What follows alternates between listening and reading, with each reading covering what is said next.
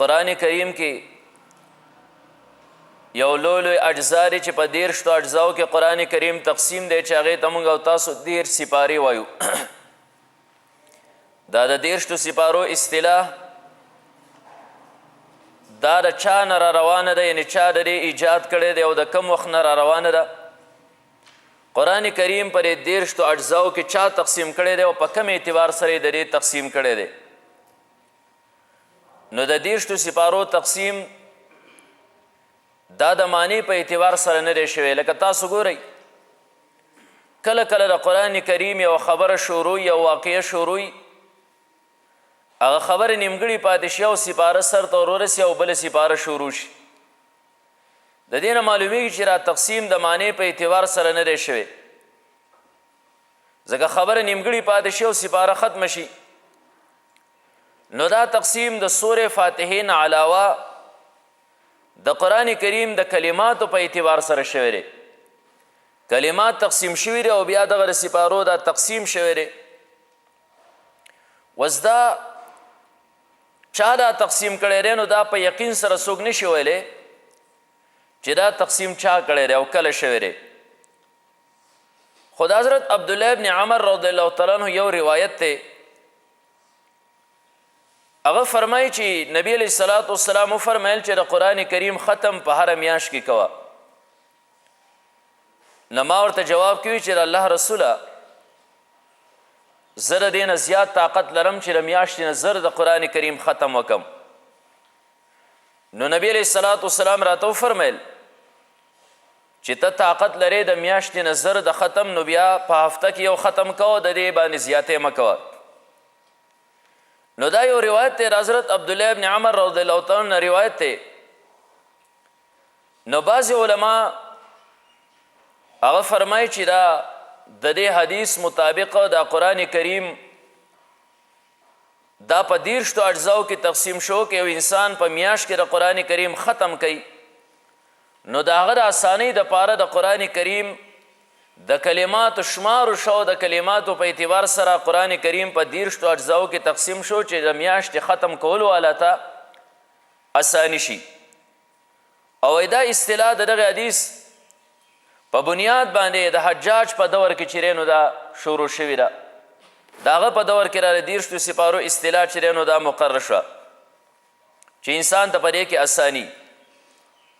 او بیا په دې روایت کې را خبر راله چې رسول الله مبارک ترې صحابي حضرت عبدالله ابن عمر رضی الله تعالی عنه دی وایي ما نبی علیه السلام ته وی چې یا د الله رسوله په ما کې د دې نه زیات قور شته، نو نبی علیه السلام وفرمیل چې په هفته کې ختم کوه. او دغه شانتې د صحابه کرامو او د تابعینو عادت هم دا و چې د قرآن کریم ختم به یې په هفته کې کو. نو بیا د هغې د اسانۍ دپاره یو بله اصطلاح مقرر شو چې هغې ته حزب یا منزل وایي. نو څنګه چې قرآن کریم دا په 13 سپارو کې تقسیم دی د هغې چا د اسانۍ دپاره چې هغه په میاشت کې ختم کوي، همدغه شانتې را قرآن کریم په 2 منازلو کې تقسیم دی، 2 منزلونه دي.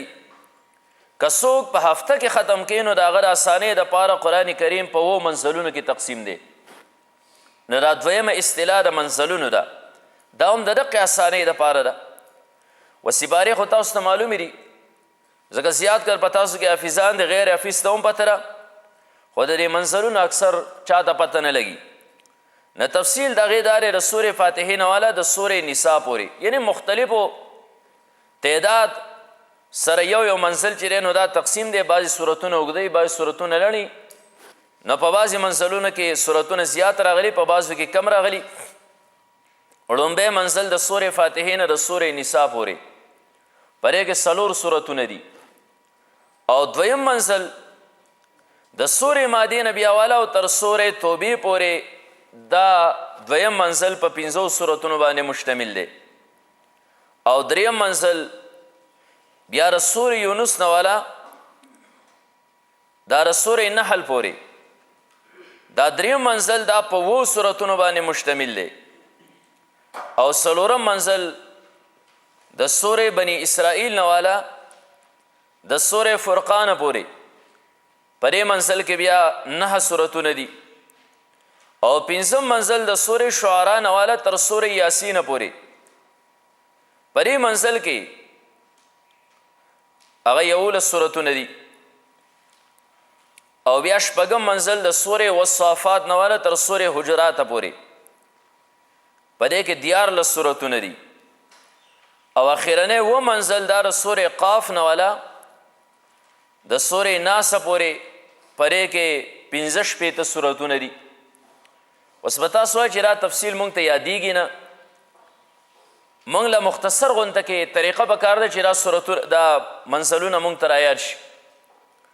نو د هغې دپاره د یو جمله زده کوئ فمی بشوق یعنی زما خوله په شوق سره په قرآن کې هغه مصروفه ده. فمی بشوق په دې کې یو حرف دا د یو منزل د ابتدایي صورت نه راغستی دی، نو انسان د په اسانۍ سره په دې باندې پته لګي چې منزل د کوم ځای نه شروع دی، اولنی د کوم ځای نه، دویم د کوم ځای نه، دریم د کوم ځای نه. فمی بشوق کې اولنی فا ده، نو د فا نه مراد سورې فاتحه ده. نو د دې نه سورې فاتحې نه د وړومبي منزل ابتدا وشي او بیا فمی بشوق کې ورپسې فا پسې میم دی.